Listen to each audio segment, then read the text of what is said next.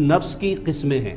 سب سے پہلا قسم جو ہے وہ ہے نفس مطمئنہ، دوسرا ہے نفس لوامہ، تیسرا ہے نفس امارہ۔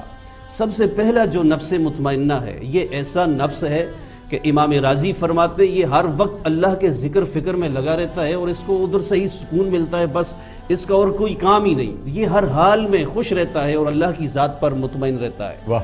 نمبر 2 نفس لوامہ۔ نفس لوامہ وہ ہے کہ اگر کوئی شخص گناہ کر بیٹھے، لوامہ کہتے ہیں ٹوکنے والا، تو وہ بعد میں کہے یار تو نے بہت برا عمل کیا ہے، تو نے فلاں کا دل توڑ دیا، ایسی بات کر دی، اللہ خود پشیمان ہو رہا ہو، یعنی اندر کا جو مفتی بیٹھا ہے نا، ضمیر اندر کا، اسے بولتے ہیں نفس لوامہ، جو ٹوک رہا ہے تو نے بہت غلط کر دیا ہے، یہ ہے نفس لوامہ۔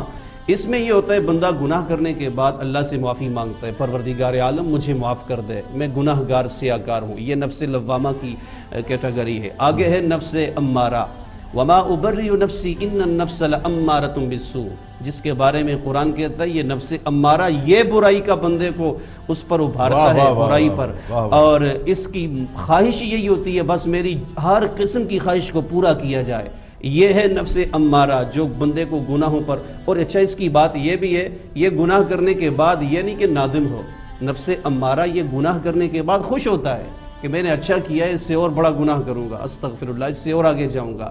تو بعض لوگ نفس امارہ سے جب آگے پارسل ہوتے ہیں نفس لوامہ کی طرف، ان کو اللہ حکمتیں عطا فرماتا ہے، دانائی عطا فرماتا ہے۔